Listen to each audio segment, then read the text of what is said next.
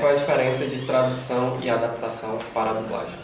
A tradução é o que você faz num primeiro instante, sem conhecimento ainda do movimento labial, da melhor forma possível, já tentando não fazer uma tradução extremamente literal. Ou seja, se é um filme contemporâneo com uma linguagem coloquial, se é um filme de época com uma linguagem um pouco mais elaborada, mas já tentando fazer uma tradução imediatamente de uma forma bastante compreensível dentro do que é verter uma outra língua para o português. A adaptação já depende de uma série de outras coisas. Saber número de sílabas, né, números silábicos de cada palavra e tal, e terminações e labiais de cada palavra. Como a língua portuguesa é uma língua bastante rica, é possível fazer uma adaptação bastante pertinente quando você procura, com cuidado, fazer isso. Quais as maiores dificuldades na hora de adaptar um filme para o português? Cara, todo filme tem uma dificuldade muito diferente, porque depende muito das palavras, dos diálogos, do que você tem que fazer. Depende daquilo que o filme está te apresentando. E do diálogo especificamente, porque mesmo em inglês ou em qualquer outra língua, você tem pelo menos umas 2 ou 3 maneiras de formular qualquer frase. Né? Você pode falar, oi, tudo bem? Oi, como é que você está? Oi, como vai? Entendeu? E são 3 formas diferentes, que têm 3 labiais diferentes e, consequentemente, 3 formas diferentes de você readaptar aquele texto para o português. Então,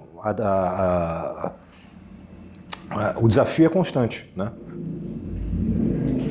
Tem diferença entre uma tradução e uma adaptação para animação e live action? Tem uma diferença, eu acho que não diria para live action e animação, porque as animações, quando feitas de forma correta, elas são feitas a partir da gravação dos diálogos primeiro. Então você grava o diálogo com o ator e depois os animadores vão tentar reproduzir na animação os movimentos labiais de cada uma das palavras que aquele ator falou. Então, se você tem, eu estou falando um desenho, uma animação com um apuro técnico muito grande. Se você tem um desenho dessa grandeza, dessa magnitude de técnica, a diferença aí já não é mais se é live action ou animação. A diferença é se é um filme de época, se é uma comédia, se é um drama. Então, tudo isso parte muito do bom senso, ou seja, da experiência de vida e cultura de quem está adaptando e traduzindo para levar e direcionar aquele filme para a forma certa, né? Para aquela adaptação, para que ela fique certa. Quando você tem um desenho animado mais de boquinha que abre e fecha, às vezes é mais fácil e às vezes é muito mais difícil. Por exemplo, numa adaptação de um filme japonês ou de uma animação japonesa, que você tinha muito na década de 50, 60, você tinha aqueles personagens que batiam boca sem parar, e já pela língua, o japonês é muito diferente do português, né? Às vezes, 2 frases dizem o que a gente precisa de 5 para dizer, e às vezes o inverso. Eu lembro de fazer uma série com o Monjardim dirigindo, chamava Binsky, que era uma outra versão do Guzula, que era um desenho japonês da década de 50 e tal, que era, enfim, basicamente um dragão que comia ferro. E eu fazia o pai da família.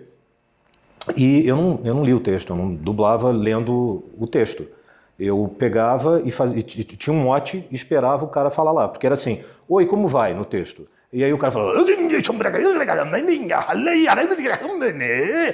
Aí isso era oi, como vai? Então, aí depois do segundo dia eu falei, Mário, desisto. Virei o texto e falava assim, tá, é oi, como vai, né? Vamos ver o que ele faz ali. Aí ele fazia aquele negócio todo, oi, como vai, tudo bem? Porque eu estou muito bem, mas agora eu queria saber se você está bem. Você está bem? Ah, que bom que você está bem, porque eu também. Aí pronto, entendeu? Aí cobria aquela boca toda. Então, dependendo da animação também, com aquela boquinha de abre e fecha, se a língua, o idioma for muito diferente, também você vai ter uma dificuldade muito grande. Às vezes as pessoas dizem assim, é fácil porque é desenho japonês, né? E não, é difícil porque exatamente pela questão do idioma ser muito diferente, você tem que também ter um cuidado muito grande para aumentar aquela adaptação, ou, né, adaptar, aumentando muito aquele diálogo, aquela frase, sem sair também do mote do que está sendo dito no original. Né? Você, Miriam, como diretora, vivencia isso diariamente. Eu acho até que, por exemplo, o Yu Yu Hakusho, ele teve, assim, um êxito enorme, até porque a gente era obrigado a improvisar, na verdade, né? Porque é exatamente isso, tá? Amanhã eu vou na escola porque o meu professor pediu pra... E aí, põe o quê, né? Ou então, oi, né? Então a gente tinha que inventar, e foi ótimo, né? Improvisou dentro do mote, como ele disse, né? Mas é complicadinho, mas E nas suas vivências de diretora, quando tem que adaptar, mudar o texto, como é dentro do estúdio? se a tradução não vem exata, a gente muda, né? Por exemplo, até a linguagem mesmo. Que prazer vê-la para uma criança. Eu nunca vou deixar uma criança falar dessa forma, né? Então a gente vai mudar. Agora, o importante é se preservar a obra, né? Isso que eu acho importante. Para não pirar a ponto de mudar alguma coisa. E na hora de traduzir para cinema e traduzir para TV e adaptar, também tem diferença por conta da velocidade, da exigência de rapidez, é para amanhã e tal, como é que funciona isso? Isso tem, mas eu acho que independe do veículo, né? Depende sim do tempo que você tem necessário para fazer. Agora também depende muito do profissional, porque é tudo assim, entendeu? Você sempre vai ter um limite de tempo, você sempre vai ter limites para se fazer alguma coisa, né? Poucas foram as pessoas que tiveram o tempo para aliar a genialidade, como por exemplo o Chaplin, né? O Chaplin, sem dúvida nenhuma, foi um gênio, só que ele tinha uma coisa de um controle muito grande sobre a obra artística e sobre a criação dele. Então, aquela cena da florista que é cega e que ele tem que sair de um carro. Só que, quer dizer, ela tem que pensar que ele é um milionário, mas ela não sabe que... E, na verdade, ele é um vagabundo. Ele deixou a atriz 3 meses tricotando no camarim, esperando até ele resolver essa cena. Até que ele resolveu com a coisa de entrar por uma porta, ou seja, atravessando a rua, entrar pela porta de um carro, que já era um luxo na época, ter um carro, mas não era um carro de luxo, mas não importa. Já ter um carro na época era um luxo. Então, ele entra pela porta, atravessa a rua entrando pela porta do carro e saindo pela outra porta. Então, ela ouve o som do bater de porta e diz, esse cara é rico, esse cara é um cara que tem dinheiro. Mas para isso ele demorou 3 meses, só que ele tinha os 3 meses para resolver isso. Na maioria das vezes, e hoje em dia, na dinâmica que a gente tem, ninguém, por mais genial que possa ser, tem 3 meses para resolver qualquer coisa, porque não tem esse controle. Em 3 meses tem que resolver o filme inteiro. Não, sim, sem dúvida, né? Quer dizer, em 3 meses se faz um filme, só faz uma produção cinematográfica na maioria das vezes.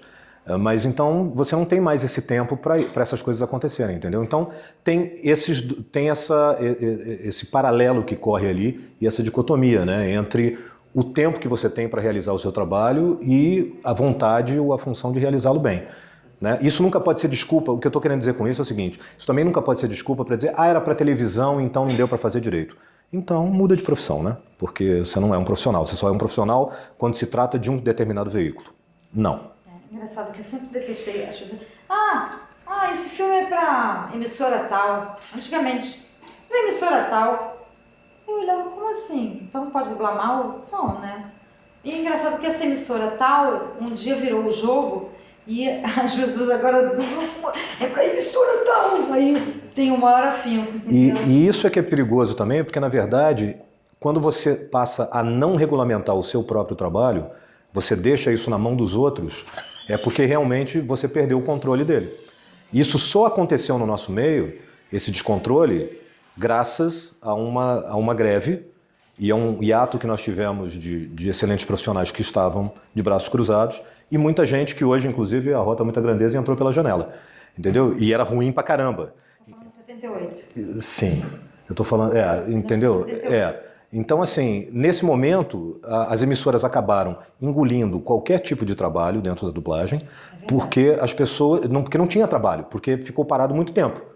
E aí, pegou-se o cara ali da esquina para fazer. Muitos desses caras ali da esquina hoje são conceituadíssimos, vocês devem adorar, inclusive, entendeu? E se colocam com uma propriedade, mas se esquecem da história da dublagem, que é também bom a gente lembrar. E de repente, esse momento de se fazer... Então fez-se muita coisa ruim nessa época, e aí acostumou-se, mesmo os profissionais, antigos voltaram fazendo coisas ruins porque era fazer rápido, era um ritmo pré-estabelecido de se fazer as coisas com rapidez. A gente dublava um filme por dia, a gente terminava uma produção por dia. Então começava-se... 18 horas, né? ou mais. Começava-se 8h30 da manhã e até 1h da manhã. Na verdade, era para se ir até 1h da manhã, 1h30 da manhã. Acabava-se 6h30, 7h da noite. Por quê? Porque estava todo mundo com pressa. E aí passou-se a ter uma demanda por rapidez, que também é outra coisa que hoje é a boca mais rápida do Oeste. Não é mais quem faz a coisa com qualidade, é quem faz mais rápido, né? Por várias questões também. Mas eu estou dizendo como começou essa historinha aí, né? E aí, consequentemente, a qualidade caiu muito. Aí uma emissora chegou e falou assim, não, isso aqui não está legal. Então aqui está curto, aqui está comprido, aqui não está legal, aqui muda esse cara, aqui não sei o quê. E todo mundo teve que abaixar as calças e falar assim, senhor, porque era uma realidade. Se isso não acontecesse, os profissionais diriam assim, não, peraí, o que está errado aqui? Mostra para mim. Não, desculpa, entendeu? Tá havendo um desmando aqui e tal. Claro que não de uma forma tão direta, mas de uma forma política é possível fazer isso quando você tem razão. Quando você sabe que não tem, você abaixa a cabeça e... Bota a viola no saco. Exatamente, né? E fala assim, tá, realmente tem razão. E aí começou-se um gerenciamento dentro da produção de um trabalho artístico, de uma produção artística dentro da dublagem, que nunca mais se modificou. E isso foi uma conquista perdida pela própria falta de visão, né, dos profissionais ali dentro de uma forma muito ampla. E o pior é que essa coisa vai se estendendo, né? É a bola de neve, entendeu? né? Vai se estendendo. Você não tem como segurar uma bola de neve que Os desce. próprios donos do produto, que são os distribuidores, deveriam exigir qualidade. Na verdade, eles escolhem por prazo e por preço. Então não importa onde é feito, Verdade. não importa de que maneira é feito, não importa quem faz. Muitas vezes você vê uma coisa horrorosa. Eu não defendo mais. Eu falo assim, por favor, separe o joio do trigo.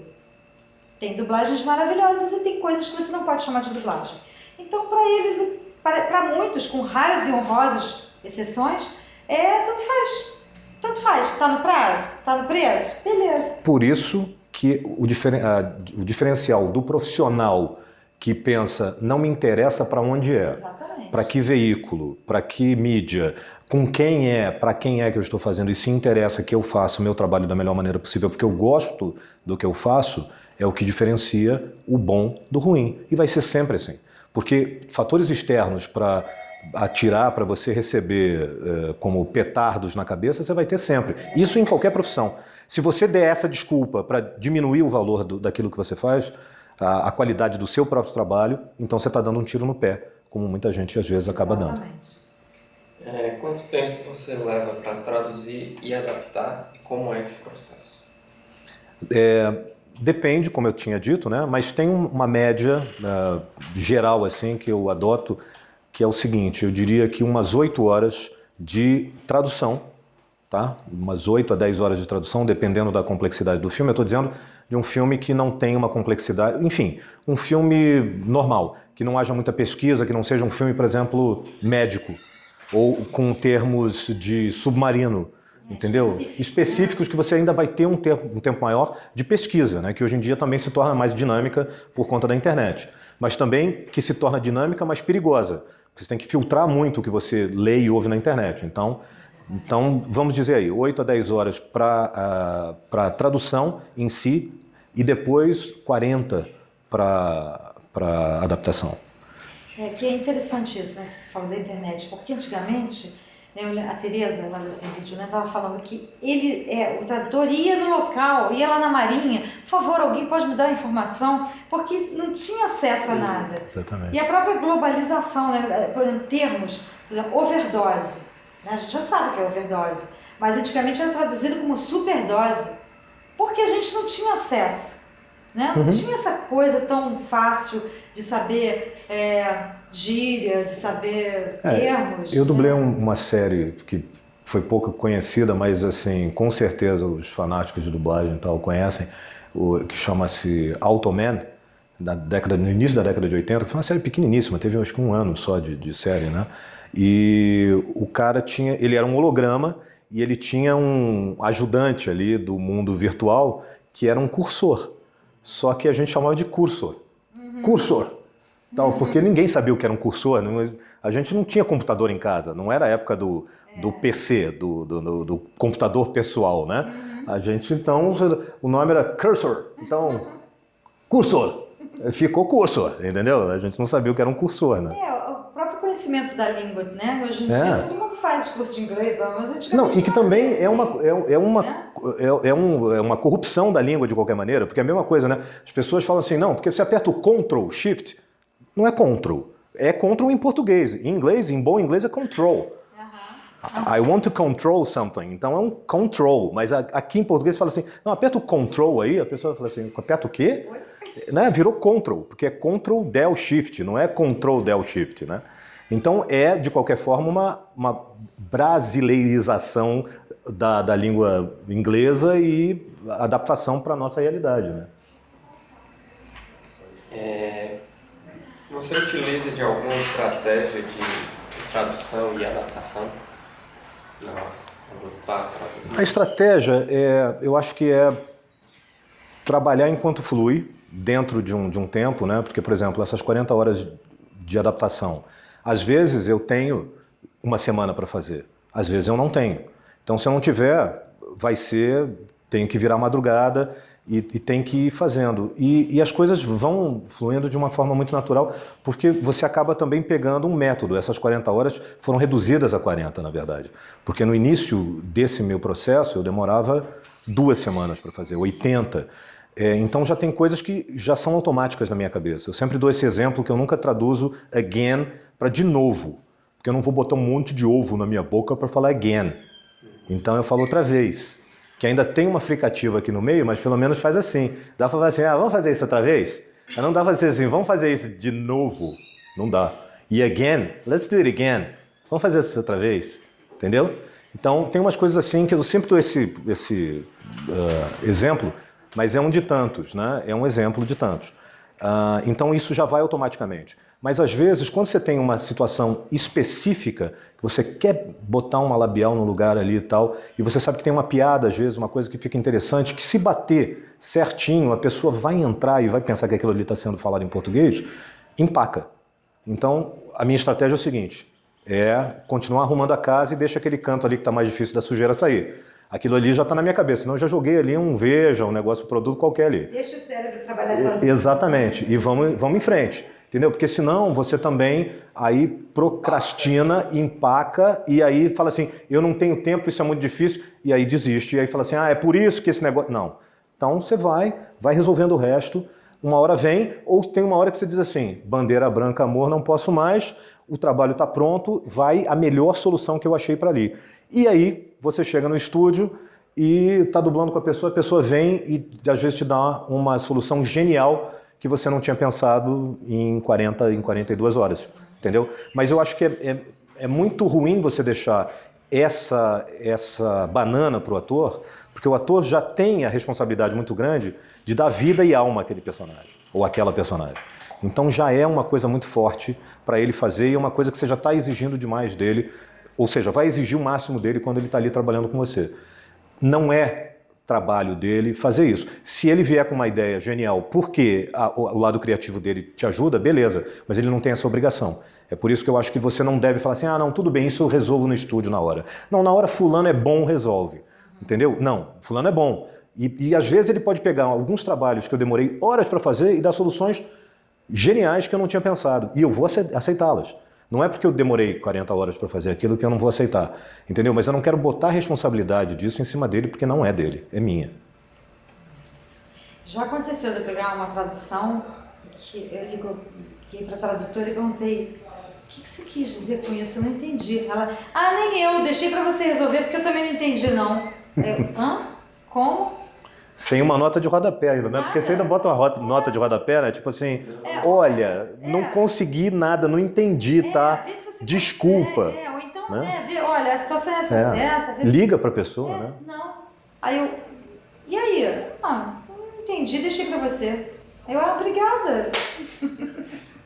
E aí entra naquela coisa, não, mas sabe o que é? Eu tô ganhando pouco. Não, mas sabe o que é? Eu tô com muito trabalho. Então faz outra coisa. Ou então não pega muito trabalho. uma coisa ou outra. Porque assim você não vai se dar bem em profissão alguma que você queira abraçar na vida. Entendeu? Se você der essa desculpa que eu tinha muita coisa para fazer ou eu não estou ganhando o suficiente, você não vai fazer nada direito. Porque você sempre vai ter alguma coisa para falar nesse sentido. E assim, o gás que cabe numa sala inteira, ele também pode caber numa caixinha, né? Digamos assim. Então, é a mesma coisa, você tem que fazer caber. Eu tenho uma sala inteira para expandir, 100 horas para fazer, legal. Ou eu tenho 10 horas para fazer. Eu tenho que ser capaz disso, entendeu? E fazer o melhor possível. Exatamente. Ninguém está pedindo para você ser genial, pedindo para você ser competente. Exato. E dedicado. Mesmo porque isso também depende muito de uma opinião, né? Uma coisa que eu posso achar muito legal, outra pessoa vai dizer, não gostei. E de repente você demorou horas para chegar naquela solução, né? Mas se você fez o seu melhor, o conjunto daquilo que você fez está impresso ali. Vai transparecer. Vai transparecer que você não está fazendo aquilo de qualquer maneira, entendeu? Não é assim, não, está tudo fora de sincronismo, está tudo ruim, está tudo mal traduzido. É uma questão de gosto. Fala assim, eu não diria outra vez, eu diria de novo. Tudo bem, mas não dá para dizer, em vez de outra vez ou de novo, dizer ontem, porque não tem sentido, entendeu? Qual a diferença de ser um tradutor, diretor e dublador e só tradutor? Uma diferença grande, porque você tem um conhecimento do estúdio que é importante para você executar esse primeiro trabalho, né? Se bem que, o problema é que a gente não tem uma escola propriamente dita de tradução para dublagem e adaptação, porque é meio matemático esse negócio, é o que tá ali. Se você tiver com as sílabas certas e tudo certinho, você não necessariamente precisa saber interpretar, porque assim, essa é a grande diferença também que existe na dublagem, que as pessoas dão muito pouca conta hoje. Hoje em dia, acha-se que sincronizadores são dubladores, ou são atores em dublagem. Porque a gente tem muito ator em dublagem que nunca foi ator, que simplesmente nunca fez nada, fez só dublagem e começou numa escola de dublagem equivocada, não numa escola de ator para dublagem. Entendeu? Então, essa armadilha aí é que é difícil, porque na verdade a adaptação e a tradução é tradução. Você fazer uma boa tradução é fazer uma boa tradução para qualquer coisa, para um livro, para qualquer gênero, para qualquer tipo de coisa. Adaptar é uma questão silábica e uma questão técnica, de falar aqui, olha só, aqui existe uma boca fazendo esse movimento, ou esse movimento. Aqui você tem uma fricativa, você tem uma bilabial de M, de B, de P. Enfim, é matemático, isso não tem nada de artístico nisso. Tem de matemático. Tem de criativo, sim, você achar uma forma de falar aquilo de uma forma mais competente e dentro do contexto. Tudo bem, mas isso é uma questão criativa, não é uma questão artística ainda. Agora, vai para o estúdio, aí é que eu digo que você pega um ator que tem que ter uma capacidade incrível de dizer uma coisa com verdade numa das piores condições, que é não dizer no tempo que é seu. Ou seja, dizer num tempo pré-estabelecido por outrem. Olha que bonito. Por outrem é bonito pra caramba. Entendeu? Então, fazer isso no tempo do outro é difícil para burro e você tem que ser muito bom ator para fazer isso. É o que as pessoas não se tocam. Mas como, na maioria das vezes, a gente tem bons sincronizadores, e isso é muito mais importante, às vezes, do que propriamente a interpretação, acaba-se deixando essa impressão de que o lado técnico é a coisa mais importante, né? Então, assim, a tradução e adaptação para a dublagem não necessariamente precisa ser feita por um dublador ou por um ator que dubla. Talvez por uma questão criativa eu tenha mais facilidade de resolver algumas coisas. O cara talvez demore um pouco mais de tempo se ele não tenha essa vivência de estúdio, mas dá para resolver. O que não dá para resolver é um cara que é sincronizador e tentar fazer ele interpretar legal. Mas se tiver tudo tecnicamente perfeito e ele está fazendo aquilo e todo mundo está aceitando, porque ele tem uma voz bonita e uma interpretação segura, não é? Como diria o Francisco Milani, fica tudo bem, porque as pessoas aceitam, porque também já tem um dubladez bem aceito e que faz parte da cultura da gente, de uma forma geral. Tem uma coisa muito louca assim, né? Às vezes, porque se eu não sentir o que eu estou dizendo, eu fico arrasada. Eu não tenho técnica e tempo suficiente para você achar que eu estava sentindo, e de repente eu nem tô. né? Eu tô ali fingindo que estou, né? Mas se eu fizer isso, eu acho que eu choro depois que acaba, porque eu quero sentir, eu preciso sentir, né? Eu sempre falei com as minhas filhas e com as crianças que vêm dublar comigo, que tem que dublar não só com a garganta, mas com o coração também, que é muito importante, né? Dublar com o coração. Mas só que tem uma hora que a emoção, ela entra em conflito com a técnica. Sim. Né? Se eu estiver emocionada demais, eu vou pegar a minha emoção, só que eu tenho que pegar a da tela. E isso é a coisa mais louca que tem e um desafio lindo também. É você encaminhar a tua emoção para o ritmo da emoção do outro, sem perder a sua emoção.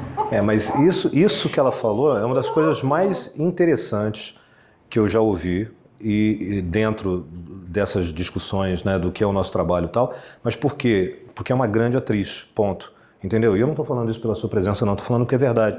E a grande dificuldade que eu vejo realmente na dublagem, cada dia mais, é nós termos grandes atores em dublagem. Né? Porque já ficou uma coisa tão caracterizada como, enfim... Subarte. Não, e eu acho que mais do que tudo, viram muito fã, entendeu? As pessoas entram, muitas vezes por serem fãs daquele veículo, mas não se preparam para tanto.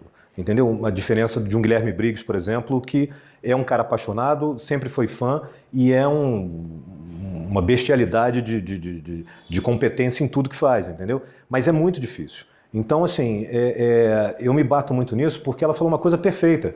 Essa coisa de, eu não estou sentindo, não existe pro ator.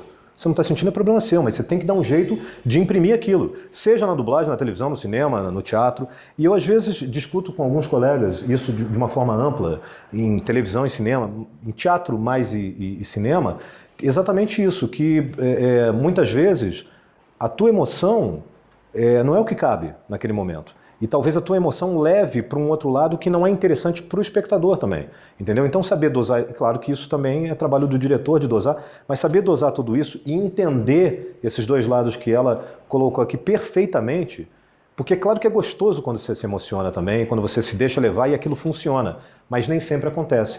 Então você ter consciência de todos esses leques, né, de todas essas cores do trabalho é muito grande. Mas também só é muito grande quando você é muito grande, como a nossa amiga aqui. Na verdade, você tem que traduzir a dor do outro, né? Através do ritmo do outro, mas botando a tua emoção. É isso que eu ia falar. Não, exatamente. Eu tenho... A adaptação, ela não é só textual, ela também tem que ser uma adaptação, no caso, que se chama de interpretação. Mas você tem que dar uma... A adaptação em si tem que ter coerência, é isso que eu estou falando, é um trabalho técnico, né? Adaptação é técnico. Adaptação é você pegar o texto, claro, técnico com bom senso, com sentimento, com categoria, poxa, porque é exatamente isso, você é um profissional daquela área. Então você tem que entender os sentimentos que estão sendo traduzidos ali em frases e em imagens e colocar naquele texto. E de forma que ele se adeque também ao movimento labial. Não é um trabalho fácil de fazer, por isso que não são... É uma inteligência artística. Exatamente. Também, né? Você tem que ter uma inteligência artística para fazer isso. Tem. Porque além da técnica, você vai ter que... Você está trabalhando com imagem, emoção, sentimento. Mas eu digo assim, eu não chego a artístico, Miriam, pelo seguinte, porque não pode ser uma interpretação, tem que ser uma tradução mesmo, né? Quer dizer, tem que ser um verter daquela língua para outra. Então você não tem essa coisa de transportar a sua emoção ou transportar uma emoção do outro naquela coisa. É a emoção que está ali, naquele texto.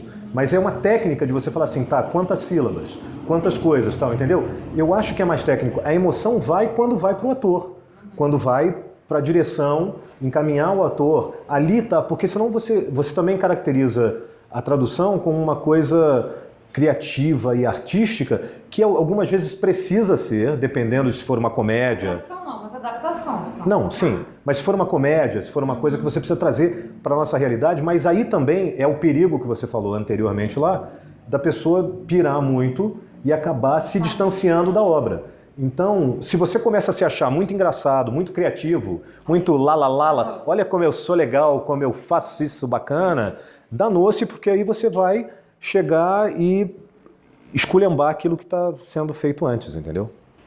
Qual a diferença entre a tradução ou adaptação para as cenas faladas e as cenas cantadas? Ah, total, né? Porque a música já te dá um outro problema, um outro bloco de cimento para quebrar Uma limitação. dentro dessa história toda, dessa estrada toda, que é a linha melódica e que é as sílabas que não podem ser modificadas absolutamente por motivo algum, porque são notas musicais. Então, se você tem tantas sílabas no original, no inglês, é o que você precisa cantar em português, porque são tantas notas. É uma questão musical. Então, você não pode ter uma adaptação fora da prosódia e da métrica, porque você tem que obedecer aquilo, além de tudo, você tem que rimar. Então, assim, porque por mais que você faça uma adaptação para a dublagem, né, que você queira fazer perfeitamente e tal, a ilusão acontece se você tem, por exemplo, 5 ou 6 sílabas, uma a mais. Se você tem 4 sílabas no inglês, eu boto 5 no português. Ou até 6. Dá para manter o sentido de ilusão. Na música, jamais. Porque se você tem 4 notas, você tem 4 notas. Você não tem 5. Você enfiar uma outra ali é uma cilada musical. Às vezes acontece. Já aconteceu em produtos consagrados, que eu não vou citar aqui porque assim, são produtos de pessoas que eu admiro e respeito muito e podem parecer uma crítica, que não é, mas é real. Existe diferença entre as traduções e adaptações dos filmes, desenhos da década de 70, 90 para as que são feitas hoje?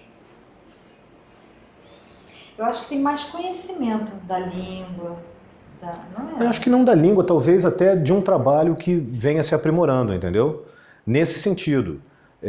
Eu acho que a gente teve assim, eu acho que a gente fez um caminho meio inverso das coisas nesses dois sentidos. Porque a gente tinha uma escola de atores oriundos de outras áreas da atuação, Rádio, principalmente. rádio, teatro e teatro, né? E não muito da televisão, porque a televisão mais ou menos nasceu, né, meio na época da dublagem, mas principalmente de rádio, teatro e teatro, primordialmente, que vieram preencher as fileiras da dublagem com uma bagagem muito grande e que vieram ensinando algumas gerações que vieram depois delas, né? Que é a geração aqui que a gente faz parte. Em contrapartida, isso acabou não acontecendo mais, porque agora criou-se uma turba de dubladores, quer dizer, que não tem problema nenhum, mas se as pessoas se especializarem primeiro no sentido de aprenderem e entenderem o que é interpretar, para depois começar a sincronizar, ou seja, para depois ir para o Pavlov, para o reflexo condicionado, né? Primeiro aprende a interpretar para depois aprender a técnica da dublagem. Então, desse lado, eu acho que a gente vem descendo a ladeira. Na questão técnica, a gente vem se aprimorando na mesma proporção, porque aí vem de uma base de aprendizagem com o que vem sendo feito e fala assim, pô, mas poxa, é possível então fazer com 4 ou 5 sílabas? Porque antigamente eu me deparava muito, eu comecei a adaptar e a traduzir, porque eu me deparei muito com tradutores que trabalhavam para mim e que chegavam para mim e diziam assim, ah não, mas isso não é possível, isso não dá. Eu falei, claro que dá, cara, a gente tem uma língua rica pra caramba, como é que não dá? Pô, dá.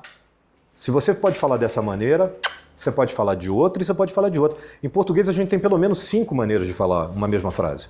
Então dá para ser de outra maneira sim, mas você não está querendo fazer, então deixa que eu faço. E também eu acho que os próprios atores originais mudaram, né? Por exemplo, a gente veio, quer dizer, eu cheguei a fazer rádio, cheguei a fazer pouco rádio, mas por exemplo, os primórdios da dublagem, os atores vieram do rádio com uma interpretação mais densa. Por exemplo, a mocinha tinha voz de mocinha, o galã tinha voz de galã, né? O vilão tinha voz de vilão, porque no rádio você só tinha a voz, né? E de repente, os atores originais dos filmes eram as interpretações mais carregadas, mais fortes, né? Uma coisa mais densa. E aí, com o passar do tempo, eu acho que assim, sei lá, de 10 em 10 anos, de 5 em 5 anos, as interpretações se renovam. Você vê as pessoas mudam, né? Uma hora é mais Né? A outra, agora já é mais naturalismo, né? Agora está uma coisa de você não entende nada do que fala, tá na Minimalista, moda, né? Uma coisa assim muito louca, que eu não entendo o texto que fala, mas tudo bem. Enfim, e aí a gente tem que se adaptar também. Por isso que eu falo que o dublador nunca pode estar no pedestal. Sabe, eu nunca aceitei essa coisa, você é uma... Não sou nada. Eu sou uma pessoa que estou trabalhando e que estou buscando a melhor forma. Porque eu acho que quando você se põe no pedestal, você para, porque não tem mais nada para alcançar, né? E aí, inclusive os outros pedestais passam o seu, porque eles evoluem e você não. Então, eu acho que, né, por exemplo, se eu vou varrer uma sala, eu quero varrer sempre da melhor forma possível e aprender que tem um produto melhor, que eu posso passar antes, ou enfim. É isso aí, é aprimorar. E na arte também, né? Eu tenho que respeitar o trabalho do outro, o ritmo do outro, o que está vindo. E eu acho que a adaptação também corre por aí. Mas, Miriam, só fazer um parênteses nisso, porque assim, o que eu quero reforçar nesse sentido, e assim, eu vejo o que você está falando, mas eu não vejo isso acontecer dentro da dublagem. Porque o que acontece exatamente, porque como a gente não tem, a gente está tendo uma escola inversa nesse sentido, o que acontece é o seguinte, há muitas pessoas preparadas para a dublagem e para a dubladez. Sim. E isso incomoda demais, porque, por exemplo, se fosse a questão do minimalismo, acompanhar uma coisa, claro que você tem, e você tem essa evolução no cinema também. Você pega filmes da década de 30, de 20, você pega Clark Gable e tal, completamente diferente de um George Clooney hoje, ou de um Brad Pitt, entendeu? E são galãs do mesmo jeito, fazem mais ou menos a mesma coisa, e são excelentes atores dentro daquilo que fazem, não é isso? E fizeram sucesso, não é à toa, né? Mas enfim, o que eu estou dizendo é o seguinte, essa evolução é legal acompanhar. Agora, não existe ninguém que fale assim. Eu nunca ouvi ninguém falar assim. Eu falo assim, oi, tudo bem? Gravando, oi, tudo bem? Nem no rádio as pessoas falavam assim, porque não existia um inglês atrás para que você fizesse isso com a voz.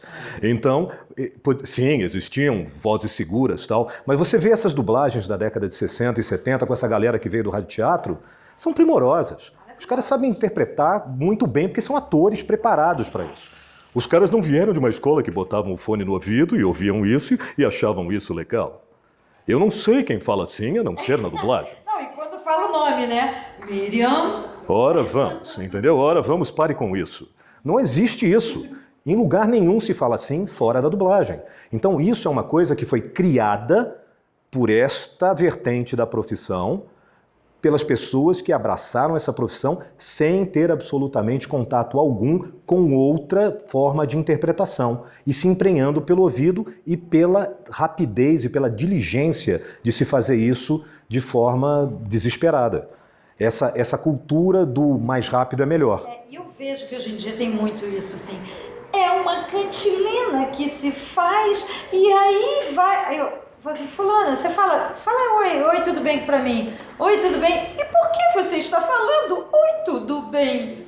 Né? Uma loucura. Tudo por um loop, tipo... Exato. Vou pegar a sílaba. Que isso não tem nada a ver com você falar de uma forma minimalista, entendeu? Ou sem expressão, ou falar baixo para falar não sei o que, não sei lá. Porque se você está tentando alguma coisa que é uma vertente nova de Mas isso é uma coisa que você tem que seguir o original beleza, também. Então, isso original, tá? Sem você... Assim, na década de 50, por exemplo, o James Dean já tinha isso, uma coisa, né? Super Sim, cool. Mas sem você... Não, claro, sem querer imprimir isso quando não está nem acontecendo ali. O cara tá ali, e aí galera, vamos pra festa hoje e tal, não sei o que. Ele, e aí galera, vamos pra festa hoje? Porque eu estou muito feliz de estar aqui com vocês. Isso, né? Porque agora é bacana falar assim, entendeu? Então, eu acho que eu estou fazendo aqui o lance que é o contemporâneo agora, sabe?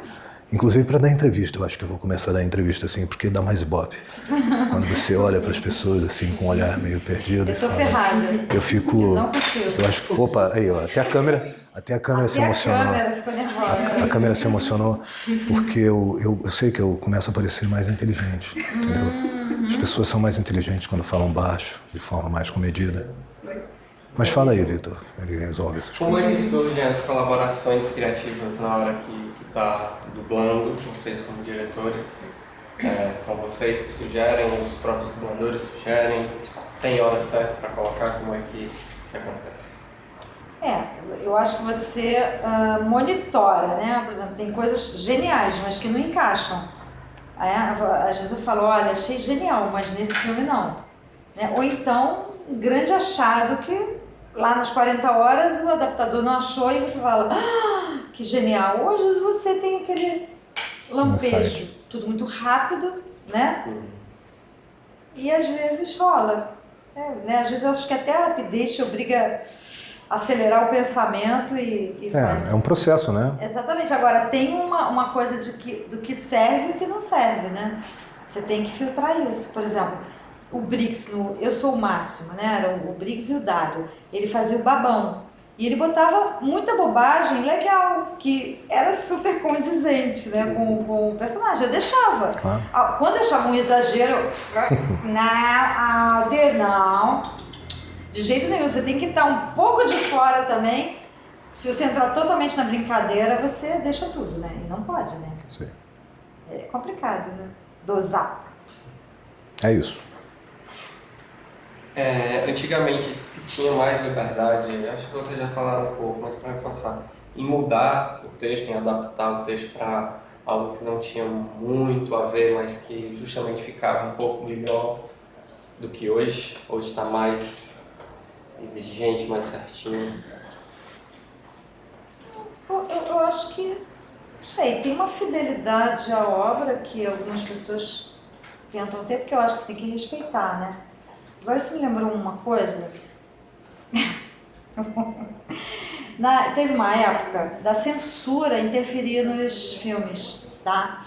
Então a gente dublou um filme que era um conflito de um menino que tinha uma namorada, mas que gostava do amigo, tinha uma atração pelo amigo. E ele estava num conflito se ele era gay ou não. E um filme lindo, bonito, acima de tudo de amizade, de amor, de tudo. E de um conflito legítimo, que as pessoas podem ter esse conflito, né? Ou não, né? Enfim. E retratado de uma forma muito bacana. A gente dublou o filme, então nós tivemos que redublar as partes em que ficava evidenciado que o conflito dele era ser gay ou não. E loucamente, eu acho que virou, tipo, o conflito dele era se ele queria a menina ou não. Né? Uma coisa troncha, que mudou tudo, mudou o contexto. E eu falei, gente, o autor desse filme, eu ia ficar muito chateada. Que censura tosca e idiota. Muito tempo se passou e esse filme, aí já não tinha mais censura. Passou de novo. Não, foi anunciado como o grande conflito gay do garoto. Sendo que o texto não dizia isso. E o texto não era mais nada. Eu falei, gente, que samba louco aí, né? Olha que coisa mais louca. Qual é o filme para eu anotar? O filme? Não me lembro. Não me lembro, tem muitos. Foi na época da ditadura? Ou a gente já tinha saído dela, mas ainda tinha censura. Eu não me lembro mais o nome do filme. Porque teve uma coisa da censura da ditadura ter caído, mas consequentemente, exatamente, é um mecanismo, né, que fica encruado na cabeça das pessoas. Então aí as pessoas ficam com medo, né, de mudar essa estrutura e terem que responder por ela, entendeu? Então durante um bom tempo depois que a ditadura caiu, manteve-se a estrutura de censura dos filmes. Outro dia eu estava dando uma entrevista e a pessoa estava falando isso. Né? Poxa, às vezes você vê um filme e tal, o cara está falando um tremendo palavrão lá no original e em português está dizendo seu bobo. Né? E tem duas coisas aí, tem uma coisa da censura, mas tem uma coisa também da TV aberta, né? Que é uma coisa que a sua avó pode ligar ali a qualquer hora. E de repente, mesmo nos Estados Unidos, existe um mecanismo para isso. Existem canais que passam, mesmo canais a cabo, que passam produtos e conteúdos juvenis infantis, que se tiver um linguajar mais forte, eles botam um bip, ou eles tiram o áudio naquela hora ali, entendeu? Então é menos pior, porque pelo menos você sabe que está num contexto dentro do filme, você vai falar assim, então tem alguma coisa ali que está censurada, mas dentro do contexto você entende o que é. Tremendo traficante, seu filho da mãe. Ora, seu bastardo. Aí a gente é que leva a conta. Ora, seu bastardo. Não paga a conta, por isso claro. O dublador paga a conta. Igual uma vez numa entrevista, uma atriz, que eu não quero nem dizer o nome dela, falando, dá vontade de matar os dubladores, coisa rolando e aí o incêndio, não sei o quê. Cara, a gente não... Tem vezes, eu tenho dificuldade de fazer isso, porque até bula de remédio eu leio interpretando. posologia. Eu não aguento falar sem interpretar. Então, para mim, né, para de repente fazer uma coisa sem Linear. emoção, linear, é muito difícil, mas isso o cliente pede e você tem que fazer. E outra coisa, porque às vezes ele não tem o ME. Ah, mas aí você está falando do voice-over, né? voice-over. Ah, tá, não, porque a gente está falando de censura. Não, sim, eu sei. Não. Eu não sei como chegou aqui. Pois é. Mas assim, também Porque da crítica. Senão os bichinhos vão ficar doidos lá. Não, é que a gente paga a conta da crítica. Não, do sim. E sim. paga a conta de uma série de coisas que Mas eu acho que nós não decidimos fazer dessa hoje, forma. na verdade, porque existe uma abertura maior, um interesse maior, uma curiosidade maior sobre a dublagem, as pessoas estão sabendo mais, né? Inclusive a própria imprensa tal. Então, já não cai mais numa armadilha que às vezes é por uma questão de não saber mesmo, de não ter contato com o outro lado, ou seja, com o lado técnico e de produção daquela determinada obra, Às vezes né? eles querem aproveitar o som original das coisas. Então, você tem que fazer uma tradução simultânea. Aquilo não é uma dublagem. Eu estou falando de outra, a gente estava falando de outras coisas aqui, da coisa da incompreensão, no sentido de realmente não compreender por uma questão de momento, né? De momento de censura, tal, que a pessoa fala assim, puxa, mas o filme passou hoje. Mas foi dublado, sei lá, na década de 80, entendeu? E aí a gente falou e mandou voltar, e não foi redublado, então ficou assim. Então você não tem responsabilidade sobre isso, mas se a pessoa não sabe, tudo bem, né? Agora a pessoa vê, aí realmente não é desinformação, aí é burrice mesmo. Tem gente que não tem intelecto para ver que se você está tendo um som original no fundo, a pessoa vai falar assim, a dublagem está ruim, que o som original está vazando. A pessoa não está falando de sincronismo, está totalmente fora de sincronismo. E a pessoa está numa voz serena, quer dizer, apenas traduzindo, fazendo uma tradução simultânea, um voice-over daquilo que está sendo dito no original. Poxa, essa pessoa está dublando mal, que não está interpretando. Se interna, né? Porque aí, pelo amor de Deus, vai comer capim assim num raio que parta, né? Nada mais é do que uma tradução simultânea interpretada. Ou você vai querer que pegue as labiais numa dublagem ao vivo, quando você faz 5 personagens ao mesmo tempo. É impossível. Não é uma dublagem, é uma tradução simultânea. E eu digo assim que vai comer capim pelo seguinte, porque até se é uma pessoa de outra área, até mesmo jornalista, porque às vezes o jornalista cobre uma área e é designado para cobrir outra que ele nunca cobriu, que ele não sabe a respeito, que ele precisa, de novo, escrever uma matéria rápido porque jogaram no colo dele e tal. É até compreensível e perdoável que não saiba. Agora, uma pessoa que é da área de atuação, não saber o que é dublagem, como não saber o que é radioteatro, ou como não saber o que é teatro. Porque não, teatro todos sabem, né? Cinema todo mundo sabe, televisão todo mundo sabe. Radioteatro, o que é isso? Né? Ou dublagem, ai não. Então essas bobagens e falta de conhecimento, ignorância dentro da sua própria área é meio dose, né? A atriz que falou essa besteira. Se liga. Qual é o diferencial da tradução e adaptação para o filme A Nova Onda do Imperador comparado aos outros filmes da Disney? E como ela foi pensada quando você recebeu? Então, esse filme aí, cara, tem uma diferença porque ele tem um humor diferente, ele tem um humor cáustico, ele tem tempos muito específicos, tem tempos pinterianos, da obra do autor teatral Harold Pinter, que são os tempos de silêncio, em que as pessoas não falam nada e olham para o nada esperando, entendeu? Então ele tem um humor cáustico muito peculiar e muito particular, e que eu saquei assim que eu vi. E nem todo mundo na companhia naquele momento sacou, mesmo porque é muito difícil fazer essa tradução automática na cabeça do inglês para o português. E algumas pessoas estavam muito preocupadas com esse filme nesse sentido, do que ele seria, porque era esquisito. Mas eu percebi que essa esquisitice era muito engraçada e tinha uma coisa artística muito, muito forte. E eu falei, não se preocupem não, que vai dar certo, que isso aí dá samba legal. A gente traduz isso de uma forma muito bacana. E eu fiz isso com muito carinho, com muito afinco, porque eu entendi aquele humor de cara, porque é muito meu tipo de humor. Entendeu? Uma coisa meio sarcástica, meio sacana, meio cáustica, meio dura às vezes. E o Cusco é absolutamente duro, cáustico, mas ao mesmo tempo tem um bom coração. Não que eu tenha, não estou dizendo isso. Tem sim. Não sei, de vez em quando. Mas, enfim. Mas assim, eu quero crer que sim, tomara que tenha, mas não sei. Mas que eu sou meio sacana, assim, que eu entendo esse tipo de humor, eu entendo muito bem. Entendeu? Essa coisa cáustica é muito a minha praia, né? Então foi por isso, entendeu? Foi isso que eu acho que me trouxe para o universo imediatamente. E aí as coisas funcionaram, eu tenho muito orgulho desse filme, assim, tenho muito carinho, tenho muito orgulho dele por isso. E trabalhei com atores maravilhosos, vindos de todas as partes, entendeu? Sem todos os irmãos juntos, balançando os braços num lindo fim de filme, com a câmera em pan e, né, voando no helicóptero, foi lindo. Então, eu estava falando o seguinte, que a gente reuniu um elenco muito bacana de atores de todas as vertentes, gente que veio da dublagem, do teatro, da televisão e tal, e que foi muito divertido. O Celton, a Marieta Severo, que foi maravilhosa, o querido e maravilhoso Guilherme Briggs, que, né, deu aquele show sensacional no Kronk, e também o meu querido, que dublou com a gente um tempinho, mas que é uma figuraça de bom coração pra caramba, que eu estou esquecendo o nome dele agora, Humberto Martins.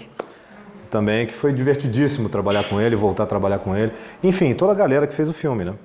Então, você vê que quando a coisa é feita de uma forma bacana, de ter uma sintonia de todo mundo, fazer um trabalho divertido, é muito gostoso, que todo mundo se divertiu. Foi um trabalho super bacana e teve um resultado bacana. Como é que foi pensado a tradução para ele? Na hora que você foi adaptar, como é que, depois que você assistiu o filme, como é que você pensou Você pensou realmente num tom mais carioca, assim, pro Cusco, ou ele é daquele jeito? Como é que... Não, eu não pensei nisso, não. Isso foi uma questão da interpretação do Celton, que eu não mexi. Né?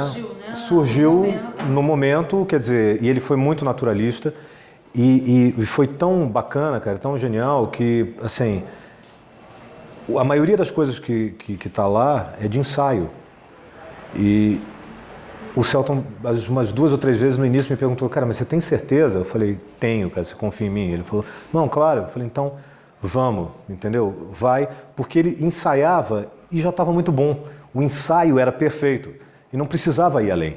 Ele já estava ali e já tinha entregado o que precisava ser, entendeu? E o que eu falo às vezes muito com o Briggs, que surgiu aquele mito e aquela brincadeira toda do desce do lustre e tal, que nada mais é do que exatamente isso. Que outro dia eu tive a oportunidade de explicar, né? Porque às vezes fica essa brincadeira, e ele fala assim, pô, o cara mandando o outro descer do lustre, que coisa é essa? Não, muito pelo contrário. Porque eu conversei com o Briggs um dia e falei, cara, você é muito bom. Você tem um entendimento disso muito grande.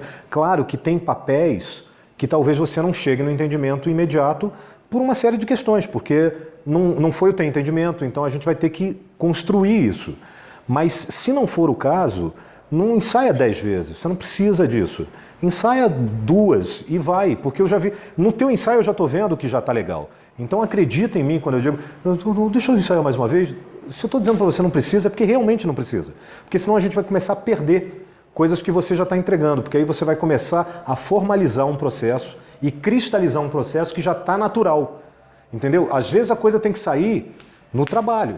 Mas às vezes a coisa sai naturalmente de primeira. Se ele copiasse exatamente a coisa que ele botou naturalmente. Isso, porque aí fala assim, não, cara, não é isso que você fez agora não. Faz de novo o que você fez ali. E ele já não sabe mais. Não sabe mais fazer. Porque foi aquela espontaneidade do momento, entendeu? Que é perdida se você vai burilando que não precisa mais. É a mesma coisa você polir uma pedra preciosa que já está perfeita.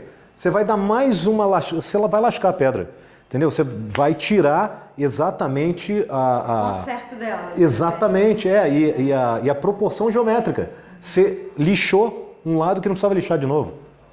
E se você lixar todos os lados de novo, você vai perder um pedaço dessa pedra, que já estava perfeita. O que não funciona para todos os filmes, todos os não, muito complexos, não. você realmente tem que... Não, e até o entendimento do ator mesmo, até a coisa da percepção interior daquela personagem. Que pode não estar dentro daquilo que você precisa naquele momento, entendeu? Então há trabalhos e trabalhos. No caso do Celton ali, no Nova Onda, foi isso. Foi porque o Celton também tem um humor pessoal, um sarcasmo e um humor pessoal muito ácido e muito refinado. entendeu? Então é uma coisa que para ele é natural. Então ele estava em casa ali. Era uma coisa que ele falou, vamos embora. Casou. Tô dentro disso, é isso aí, pau, entendeu? Então ia sempre na bola certa, na caçapa, né? E os termos, por exemplo, moleque, ou então... Isso é adaptação. Chegou para abalar e tal. Isso foi você? É adaptação. Ou vocês dois no estúdio? Adaptação. Foi na hora que... Foi na hora que adaptou. E o Selton é um cara, é um profissional muito sério. É um ator em todo sentido da palavra, né? Daquilo que a gente estava falando assim como eu considero a Miriam e considero alguns outros colegas. Ele sabe o que ele faz porque ele ama o que ele faz. Então ele faz com amor, com paixão mesmo. Então ele está ali entregue àquele momento e ele sabe que quando a coisa está funcionando, não tem o que fazer, entendeu? Não precisa fazer além, porque senão aí passa do ponto, né, também. E qual é a importância da tradução e adaptação para a dublagem? Por que é que ela é necessária? Principalmente a adaptação. Por que é que a adaptação é necessária? A adaptação é necessária para que faça-se, assim, de repente, para que faça-se a luz. Eu ia pegar esse mote, mas não rolou porque acabou a bateria da luz. Então, a adaptação é importante para jogar a luz quando a coisa escurece um pouco, entendeu? Mas, não, sem brincadeira e falando sério, a adaptação é importante exatamente para que você tenha um trabalho técnico que esteja à altura de um trabalho artístico. Ou seja, para que você tenha um número de labiais parecidos, porque um grande problema da dublagem que eu vejo muitas vezes, e outro dia, anteontem, para ser mais exato, eu estava vendo uma sitcom de madrugada, porque eu durmo muito tarde, dublada, que é coisa que eu geralmente não faço, geralmente eu coloco na tecla SAP e vejo no original, mas eu estava longe da televisão e são pessoas de quem eu gosto, de quem eu sou fã, e estava ouvindo as vozes, enfim, matando saudade dos colegas. E muito interessante, mas eu vi um erro crasso nessa dublagem, que não é por interpretação nem nada, mas é exatamente por falha de adaptação, ou seja, tempo. O português é sempre mais prolixo do que o inglês, é maior. Então, consequentemente, com o laugh track, que são aquelas risadas gravadas, que vem na banda sonora americana, tem que estar precisa a fala. Porque se você passa 2 sílabas, você perde a piada. Porque a piada fica em cima da risada. E fica em cima da risada porque a fala está grande. Então, às vezes as pessoas dizem, mas hoje em dia tem uma preocupação muito grande com a adaptação, que é uma besteira, não se preocupa com a interpretação. Não, claro. Interpretação, em primeiro lugar, interpretação é o primordial e é o básico e o princípio da dublagem. Se você não interpreta, você não é ator. Se você não é ator, não devia estar dublando. Se você não devia estar dublando, você está fazendo o seu trabalho errado. Está na profissão errada, exatamente. Então, aí já começa que, óbvio. Agora, essa questão da adaptação é importantíssima a gente entender que não é possível não se respeitar o número silábico das palavras. Porque quando você passa e engana, porque nem sempre a gente termina de falar de boca fechada, então a boca fica aberta e fala assim, não, preenche aquela desarmada ali, ou fica nessa, e muitas vezes em cinema também, ou em televisão, isso é importante por causa do score, ou seja, da música tema, do instrumental, porque se o cara dá uma frase e o instrumental entra logo depois, se tiver uma sílaba em cima do instrumental, você perde a última sílaba do que a pessoa está falando. Uma frase em cima de um efeito sonoro grande. Essa é a importância. Eu estava editando um filme uma vez, Procurando Nemo, e eu falei isso para o editor, a gente não estava ouvindo o original, só estava ouvindo o português. O português, e eu falei assim, puxa 3 frames essa frase aqui do Júlio Chaves, por favor, porque está passando. Aí ele puxou tal, ele falou, Garcia, desculpa eu perguntar, porque assim, mas não é uma certa frescura isso? Cara, puxar 3 frames, não tem nada ali, não tem fala depois, porque, e está em off, está aparecendo a lua. Eu falei, verdade, põe aí o ME agora, música e efeito, põe a música aí, por favor, no lugar. Aí ele fala assim, espero que eu prometo que é isso que eu vou fazer, tá? Aí eu falei, deixa no lugar onde estava e deixa a frase. Não sei se era isso, mas uma hipótese, tá? Aí vinha assim, eu prometo que ele baixinho, porque era uma cena super intimista, super de emoção, ele baixinho falou assim, deixa a porta fechar, que aí faz um para também não cobrir o que eu tô falando, quer ver? Ó. Não fez. E aí faz assim, e aí ele faz assim, ele fala assim: eu prometo, nesse tom, eu prometo que é isso que eu vou fazer. Eu prometo que é isso que eu vou fazer. Aí eu falei, você entendeu por que que tem que puxar e tirar onde não tem? É off, tem uma lua ali, mas tem um score, tem uma música que vai entrar exatamente na última sílaba da fala dele. E aí você vai falar assim, o que ele disse? Não sei. Porque a música vai entrar em cima da última sílaba da palavra. Só esse pensamento você já quebrou a beleza daquele momento. Exatamente, porque tem um momento para você se emocionar. Eu prometo que é a última coisa que eu vou fazer. Entendeu? Tem um momento para se emocionar. A música está naquele ponto por um momento. É 1 segundo depois que ele termina de falar. Não 3 segundos em cima da fala dele. Porque senão a gente nem ouve o que ele está dizendo. Então, essa é a importância da adaptação. A importância é entender que, milimetricamente, que o trabalho técnico é tão importante quanto o artístico. E o artístico é obrigação de quem faz um trabalho artístico.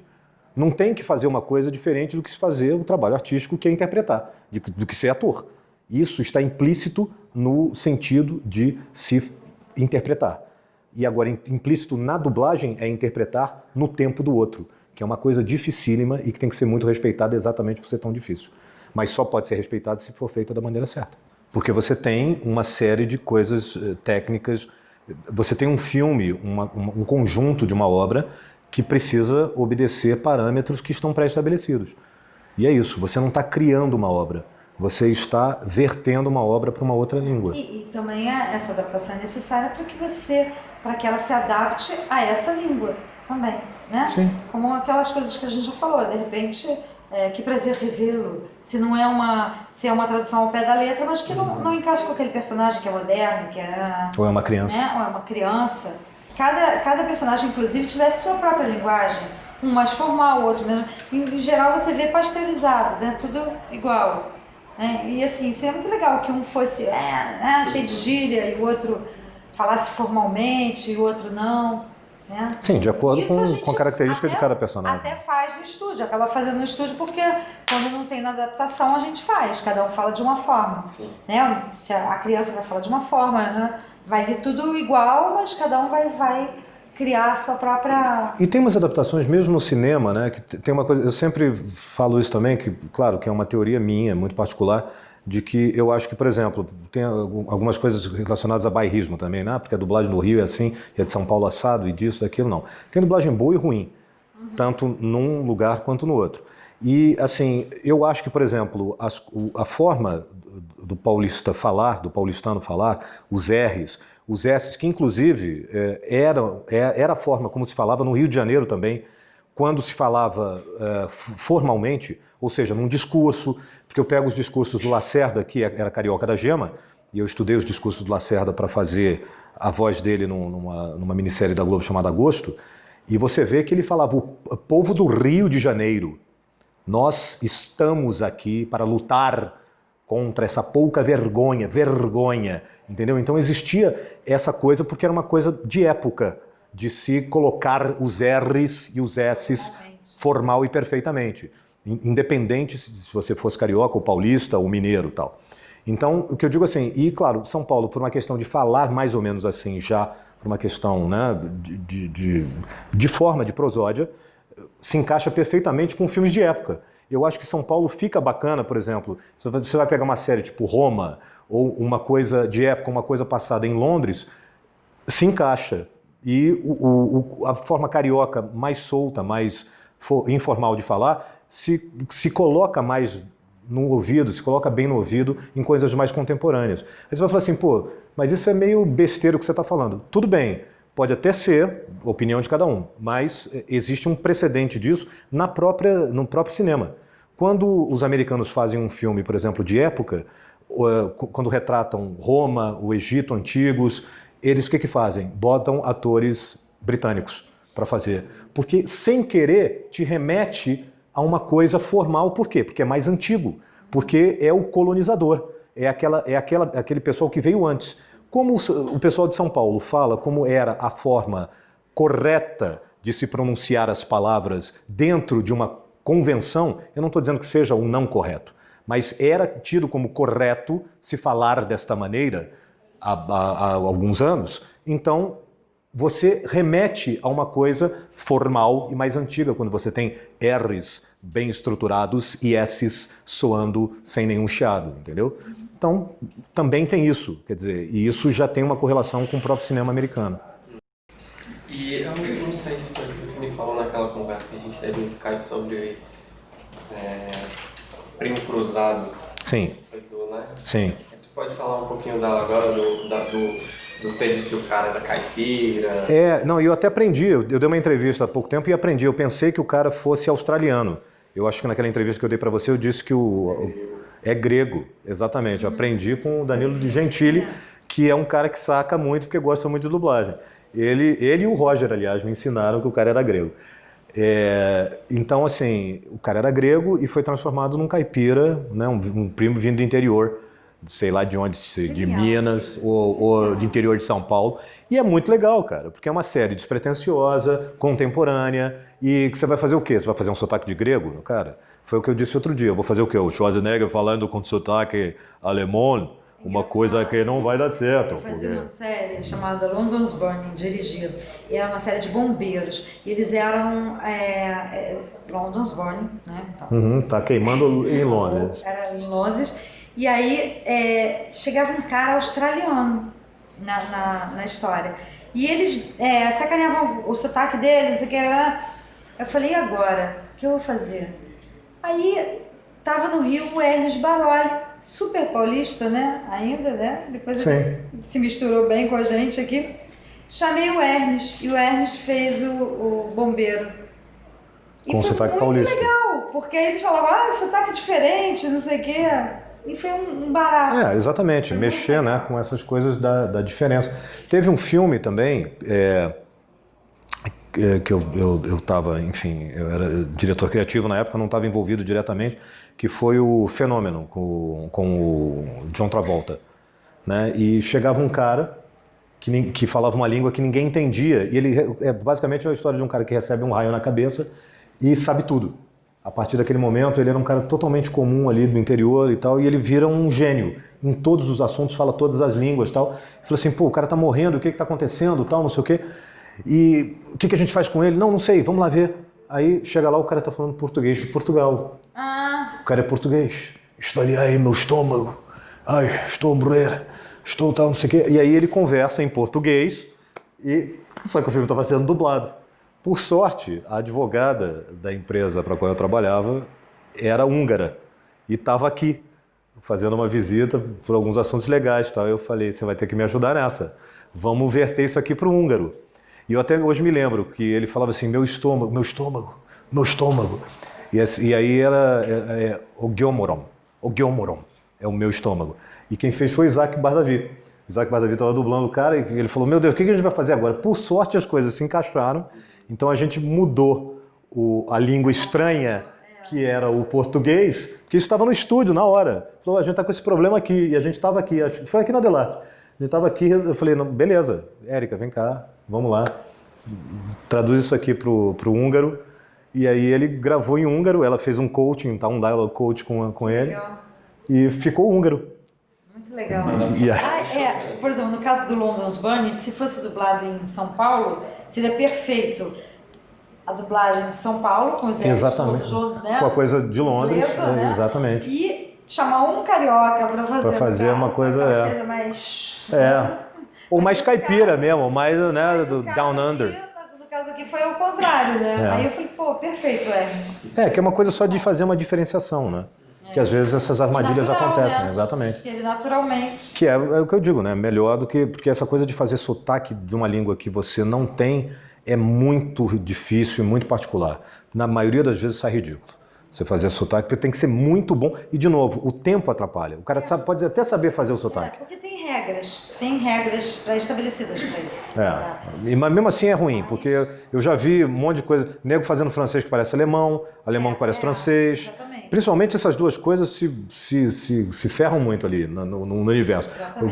O cara quer fazer alemão e faz francês. Aí faz uma coisa francesa assim, eu não sei o que você está falando. Porque tem uma coisa também de entonação, que é uma coisa diferente. Mas, se você está falando no seu próprio tempo, é fácil fazer isso. Ou é fácil de fazer uma coisa mais dura, que é o alemão, né?